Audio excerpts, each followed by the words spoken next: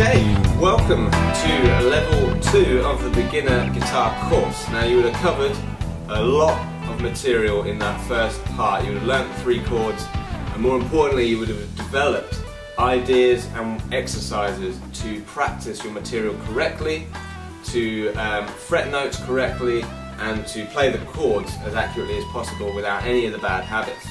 You'll also cover the metronome and how to strum correctly, tapping the foot, getting a feel for the groove. Becoming a musician is what it's all about. Next thing then, we're going to look at another 3 chords that are going to develop your chord library so far, because at the moment you've got 3 chords. Now that's great, but there's usually songs that will use different chords than the ones you've learned so far. So we're going to cover a new type of chord, and it's called a minor chord, and we're going to cover 3 of them.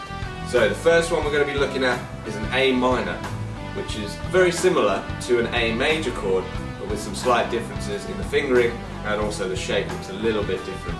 So we're going to zoom in straight on with you. Okay, welcome back to the fretboard. Right, we're looking at the A minor chord. Now we're going to do it the same way as we've done all the chords, because I want to get you into the habit of doing this on every chord. First thing, hand position. Remember where the hand position goes. You're looking for the cup of the thumb to rest just underneath the fretboard. Now this gives plenty of space above the fretboard here. Look how high the hands can go. But we don't want it to be that high. We want to make sure that the thumb is going to sit back, and for an A minor chord it's going to be around the 1st fret. So it's only just peeking out from the top of the fretboard, just like that. Now remember that the bottom is also electrified. Not really, but pretend it's electrified, so that this part of the hand doesn't touch that fretboard. So that means you've got to reach around and be very careful that you don't get electrocuted. So the first finger is what we're going to look at for the A minor chord. It goes on the 1st fret on the B string, just here. Make sure you're fretting it correctly, not too far back, not too far forward, just behind, towards the headstock, the note, on the tip.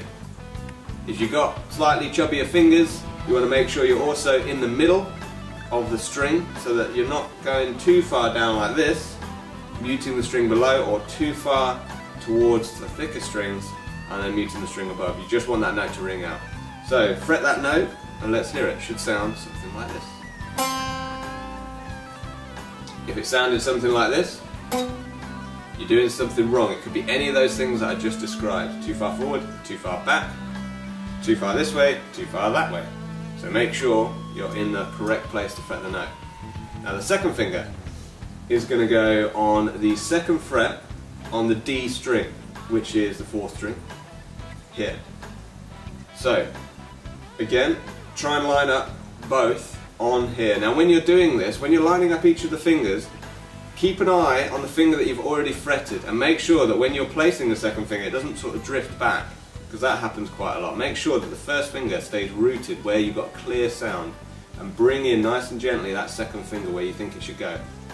Next one, 3rd finger, is going to tuck in just behind the 2nd finger here on the 2nd fret on the G string.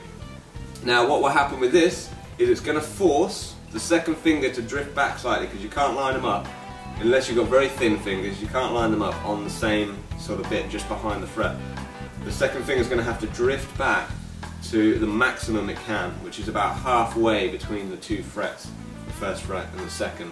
It's got to be about halfway. If you start going any further than that, you're going to start getting fret buzz. So you want to make sure you're halfway. 3rd finger then should have enough room to get in just behind the fret on that 2nd fret there. So let's play that 3rd finger now. Good.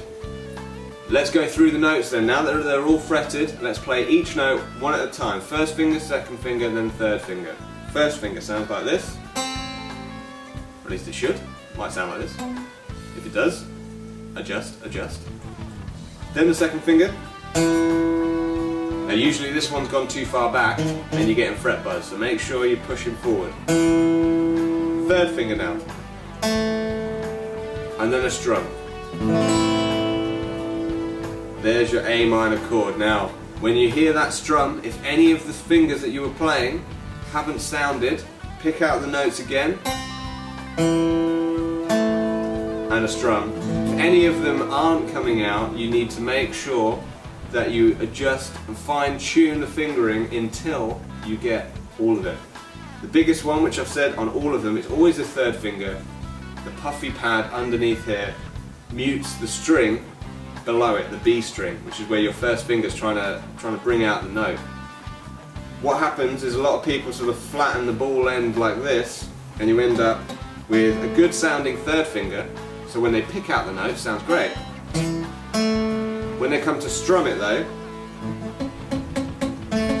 you've got one note ringing out, and then the other one is muted by the pad underneath on the third finger here. So just make sure that you're not touching the fretboard here, so the thumb should be on about the first fret, you've got a nice lift off, and you're on the fingertips. If you follow those 3 points, you should be on the tip and there should be a clear space. If not, have a look down your fretboard and see if there is any muting going on. Just lean your head over and have a quick look. Should get a clear chord. Alright, that's A minor, the ultimate guide to A minor. That should cover everything and every problem that generally, or at least from what I've seen from students, generally covers every problem there. If in doubt, have a look at some of the other chords and the chord changes. You can bring this in to your chord changes if you would like to practice this chord. But we're going to move on pretty quickly. We're looking at the next chord, which is an E minor chord in the next part.